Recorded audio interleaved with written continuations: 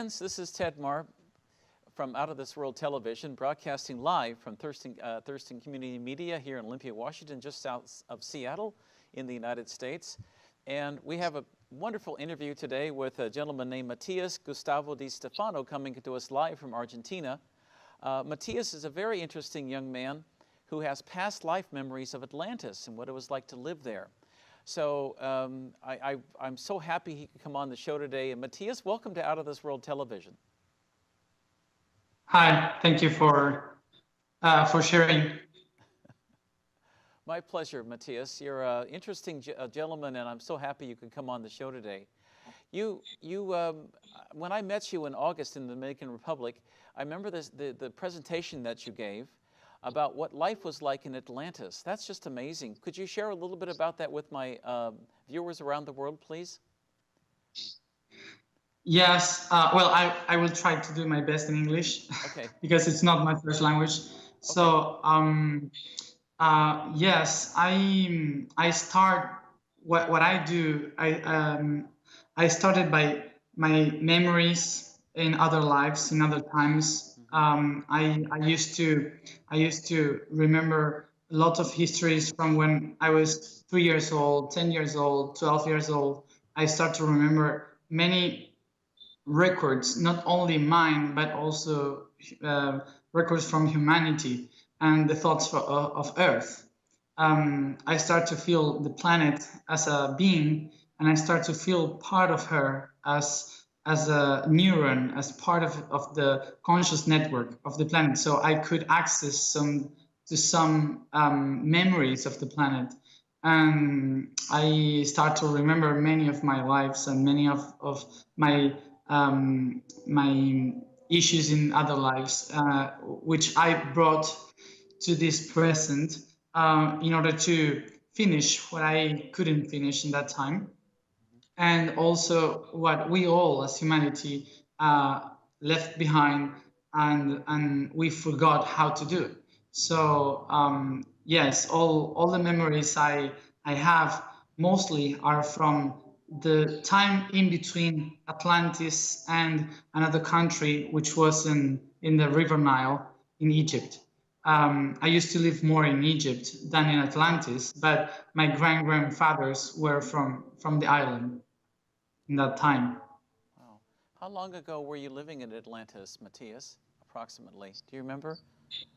Like 15,000 years ago. Wow. Yeah. I start to have memories of Atlantis from the time it started, like 30,000 years ago. It was like the time where Atlantis used to ride donkeys, not spaceship.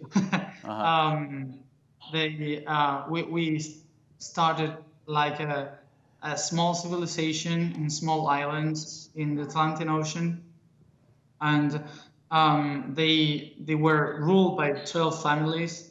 The families were trying to hold the control of society, but not in a bad way. They were trying to help us to evolve in such a way that we could access to the knowledge of the universe more quick than others. Mm-hmm.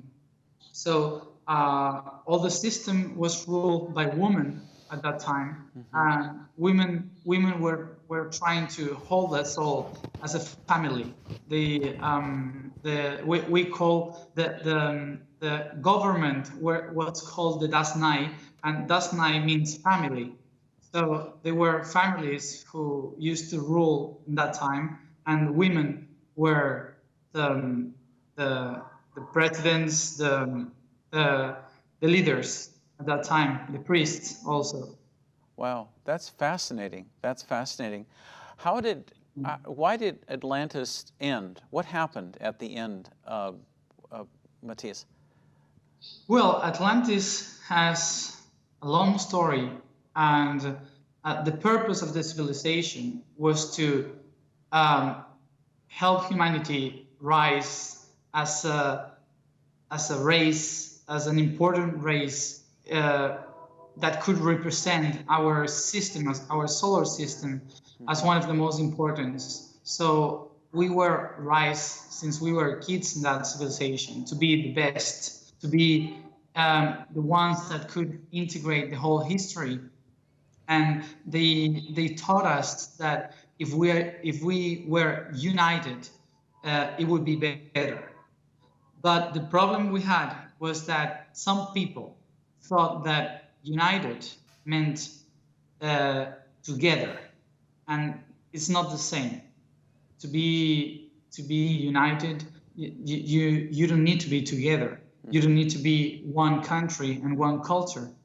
But some people, some families in Atlantis start to think about that if we all got separated in the world and every one of us keep following one step, different steps, different path in our lives, in our cultures, in our societies, and in our evolving life, that would be wrong for the evolution. So when many countries start to separate from Atlantis and the civilization start to spread all over the world, there were some people that wanted to take control of the whole network, of every human. So that moment when they did it, the entire civilization start to fight one each other, because we start to wonder why they want to rule over every one of us. So the families start to fight each other, and they separate, and they left Atlantis people alone. So when that happened, they start to control the network. They created a big network around the world with pyramids, with stones all over the planet. That was like I call it like the internet of that time. They accesses to the universe information through the magnetical lines and the sound of the planet, through stones, through architecture and singing. So when they used this system to control everybody, to control the thoughts, the thinking of humanity, they start to share the thinking of fear. And when we started to be afraid of everything, we started to fight each other. So Atlantis started to end in a social way. They start to fail as a civilization, and they consume the network of the planet so much that there was a weather change around the planet, and the planet was trying to adjust to this new calibration of the entire way of thinking of the planet. So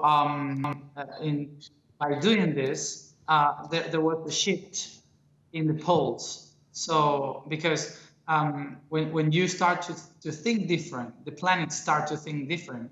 And when the planets start to think different, you start to think different. And in our bodies, this is magnetical. So when the North Pole starts to change because we start to think in different ways, the whole planet starts to have a weather change too. So Atlantis end. But this is the last part of the fall. It's not the main one. You know, it was a social problem that ended up with the civilization. I have to ask you a lot of questions you've just raised. When Atlantis was at its peak, was the temperature the same throughout the planet? When Atlantis was at its peak, before it had troubles, was the weather the same throughout the whole planet? I read somewhere that it was the same, that they didn't have 4 seasons. There was just kind of like a early summer or spring-like weather during the whole year. Well, the thing is that during Atlantis period, there was an ice age, kind of ice age. So there was not big summer, and there was not big winter.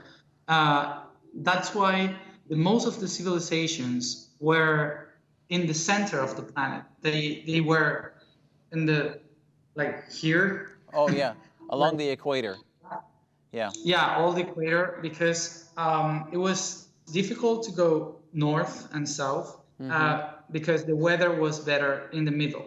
I see. So it was kind of it was not a difference in between many countries about the temperature, and because of this harmonic weather, because of the the glaciation. Interesting. Yeah. Interesting. How was water used? Was water used as a memory device to keep records? Yeah. The water was like the library of that time. Wow. Water and also crystals and ice. Well, water in many shapes, because water, they knew that water was the first life being in the universe. So water has the main records of the whole planet. Wow. So and even the universe, because water is not from Earth. Water is floating and going around the whole universe. So it get the information from every planet, every sun, and now we are water in consciousness. Wow. So it got evolved. So at that time they used water, and they used crystals to record information, to bring information from one part to another. They used to sing to the water. Every pyramid and every temple, they had water within. So inside in the main chamber, they had places with water, so they could sing, and the water would record the whole information. And the same water, because it was connected as an only one body around the whole planet. Every priest, every shaman, every people who was singing to the water, if you have someone that knows how to read it, so the whole information start to be in one. So they went to this kind of libraries of water, and they read the information just by drinking the water, or reading it, by looking at it, or Wow. singing at it. Wow. So that's why they don't use much writings at that time. That's why in the ancient temples, you could see all over the world that are not Egyptian, are not from Babylonia. The ancient ones, the bigger ones that nobody knows how they put it there. They, in that time, they use another kind of recordings, not the writings. That's why you don't have hieroglyphics, you don't have letters, you don't have nothing from that time, only plain stones. The memory of Atlantis and that information, is that contained on the water on this planet, and specifically in the oceans of this planet now? Can that be accessed? Oh yeah. There are special places where you could access to this information, but right now it's everywhere, because the water is not anymore in just one place, and special place like they did before. Sure. So that water is all around, is mixed. So the information is everywhere, but it is the information you can keep in the water is like if you got inside a library where nobody got inside to read the books in thousands of years. So maybe pages are yellow, you cannot read it, or it's a mess because all the books are in the floor, and you don't know which goes first and which goes later. So right now it's like kind of a mess of information. I see. And if you are one that are capable to read one of those books, you became a channel of this information, another one get some other pages of that information, and now it's like a mess because you have a lot of people reading books or chapters of the same book, but they don't know that they are the same book. It's kind of, that's why we at this time, this age, the 21st century, we have much information than we are capable to understand. I see. Interesting. Would computers back in Atlantean times, did they have computers, and were they organic computers based upon water? Water functioned as a medium, didn't it? I mean. Yeah, as I said, these kind of computers were water and crystal. Water crystals. But in order to have access. Oh, sorry, there's a big noise outside. That's okay. In order to have right information and not just a part of the information, they have to build geometrically the devices to bring the exact information in that water in that body. So that's why they build exactly precise temples and chambers and all this kind of architecture from the past. They were like computers. I see. Fascinating. I have to ask you this question. I'm a psychic. I believe in reincarnation. From your experience, Matias, many of the spirits who were around during the Atlantean times, like yourself, have they come back again to kind of maybe make this planet a better place? I'd love your thoughts on that. Well, the main project, the project of humanity started in Orion, the constellation of Orion. And many of us, we were from many of other systems of this galaxy, and we all were brought here to this planet to create the humanity. So one of the first humanity we created was Atlantis. We call it the Kef.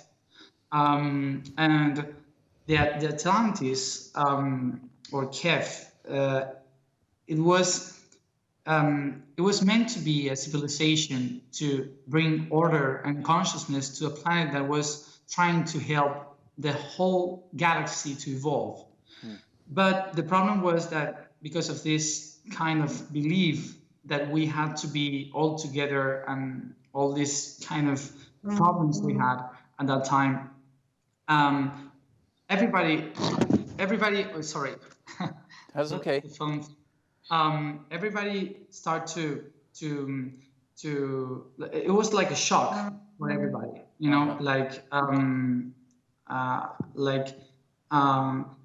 suddenly we couldn't do what we were meant to be, what we were meant to do, and suddenly everybody was like shocked by fear, shocked by not understanding what was going on. So suddenly a lot of people from stars start to being burned once and again in this planet, waiting for the time that we all could be together again to reestablish what we couldn't do 15,000 years ago. Because the main problem was that we all stared and we didn't do anything. So we are now trying to do something.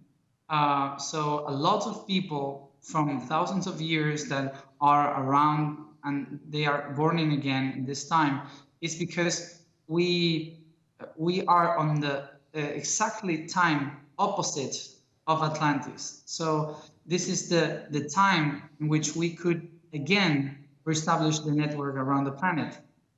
That's why we have internet, we have computers, we again are globalized as a humanity, where we again can know what is happening in Japan, and we are talking, you in Seattle, me in Argentina, it's the network is getting done again. So, but we don't have the consciousness, and we forgot. We start to create the network over the planet, but not within the planet, not with the planet. So we are missing that part, and that's why a lot of people from Atlantis are going back, trying to to fix it or trying to do it because we didn't do it before. I see. Interesting. What kind of future do you see from your perspective, Matias, for humanity on this planet? Do we have a bright future ahead of us? I think we do, but I wanted your opinion. Yeah. Well, for the universe, everything is like waves or like a river. There is no bright future. There is no dark future. It's only process. It's always like a wave. The light, even light, needs waves to move. It's not a straight line towards light or towards a future. Even light needs a spiral to move. Even light has a cycle to accomplish to get to one point.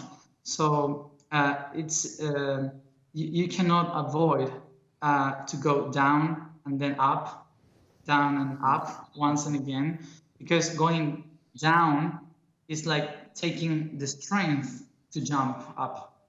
You know, so what I know, what I was receiving since I was a kid is that next years, probably the next 20 years, will be very difficult years for humanity and Earth.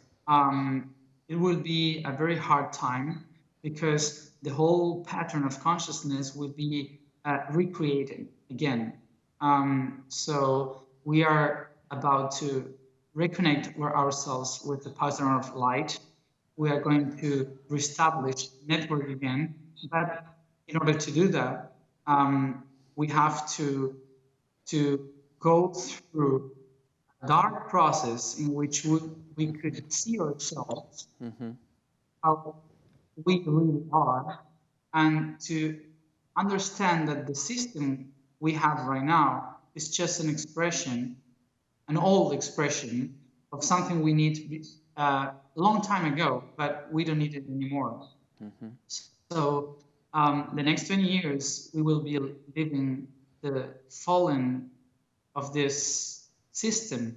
So that would be hard for some people because we are attached to this way of seeing reality.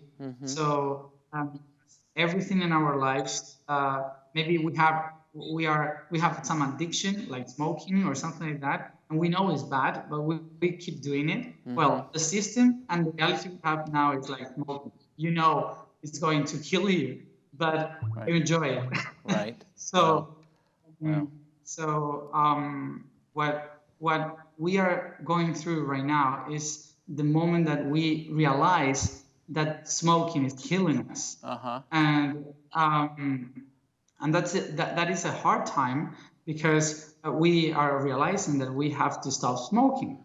Right. So in order to stop smoking, we start to eat much, and we start to get fat and all that process. Sure. So we are in this metabolism change as humanity, and it will be like a mess. So I would not say it would be a beautiful future in right now, because we are going to go through the process of enlightening, and the process of enlightening is when you turn a light in the middle of dark. And when you do that, the first thing on coming to light are the Beatles. So this is the process we are going through right now, and it will be a hard time, but this hard time is the process of getting again the strength we have to hold within ourselves in order to enlighten humanity. So I I try to dare people to smile, to laugh, to love much more, because only those who realize that this is not a war between bad and good, that this is only a process of learning. So this is like the test we have. This is like the exam we have. Are we ready to evolve? Are we ready to go through all this process if we hold within the peace inside, not outside? We have to recognize our strength within, and and when you say to the universe, I am capable to do whatever, so the universe says, oh yes, so let's try to fix it. Sure. So Sure. let's see if you Yeah. can do something with this problem. Right. if you are able to. Right. So that's why we are in the darkness time of humanity and in our history, because we ask who we are and what are we capable of. Sure. So when we did that question, the universe gave us all the problems together. So we are now trying to go through this, but nobody is going to come here to save us, because this is a process we need to have a big learning and to become masters of this planet. Wow. Wow. Well, Matias, I'm so sorry, my friend. This half hour has gone so quickly. And I want to thank you so much. But what I'd like to do is do another segment with you in a few minutes, if that's okay. And, Okay. I'd like to just end this now, and then we'll start on another segment in a few minutes. But thank you so much for coming on my show today. This will be part 1 of 2 Out of This World Television with my good friend Matias Gustavo Di Stefano, coming to us live from Argentina. And thank you so much again for coming on Out of This World Television today, Matias. I really appreciate it. Please hold on. We'll do a second segment in just a minute. Thank you so much. Thank you.